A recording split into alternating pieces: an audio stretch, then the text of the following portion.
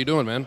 Good to see you. What's going down in Texas these days? Same old. It's kind of the Wild West down there, you know. It's unexplored territory, and everyone seems really interested to get down there and try to sell some beer. So yeah, I feel like I've got a lot more friends out of Chicago that keep going down into Austin and thereabouts, and they're getting excited about the beer scene down there. Yeah. A lot of expats from Texas up in Chicago. Sure. Yeah, and Austin, of course, is kind of the epicenter of craft beer. Has been for a long time, but starting to trickle out. Kind of that ripple effect to everywhere else. So we're certainly benefiting from it. Being down in San Antonio and seeing a lot of changes in the landscape there. We're a lower income city, given the size of our city, and compared to places like Houston and Dallas. Yeah, absolutely. So we have some economic challenges in the market. Where you're selling a higher priced product, but it's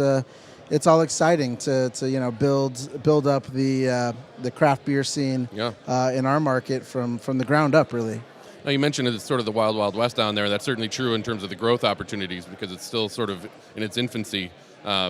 But in other ways, it's an extremely law-abiding state when it comes to the way beer is talked about and sold and even labeled, and in some ways kind of shooting itself in the foot a little bit.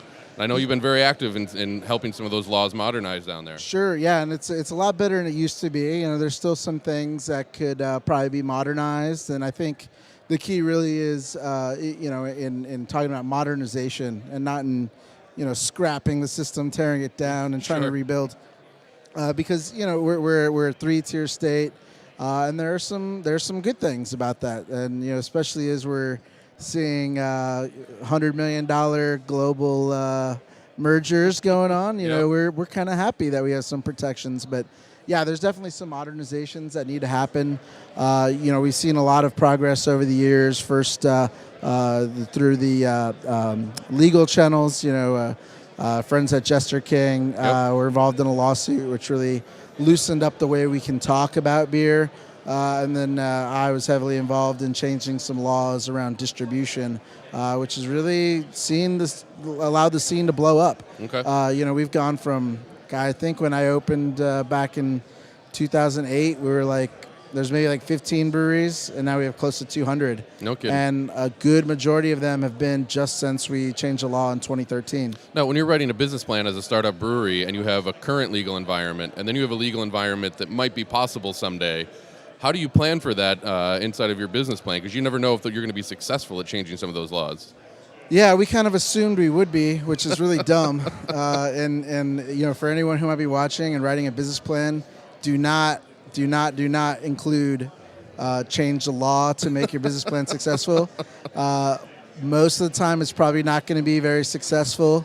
If we were successful at doing it, we can point to Sam at Dogfish was successful at doing it, but I don't know a lot of other instances where that's been a solid strategy. So, but we always did it. In our original business plan, it said, "Go change the law," and we did. And what was the single biggest effect you think that those laws had on your current business model? Well, it's allowed us to get into distribution. Before we were strictly focused on the traditional brew pub model, selling directly to drinkers at our bar. And now we're distributed, across pretty large swaths of Texas. We go all the way from the Mexican border to the Louisiana border, and we're one county away from the Oklahoma border. So, we've got a pretty big geographical reach now.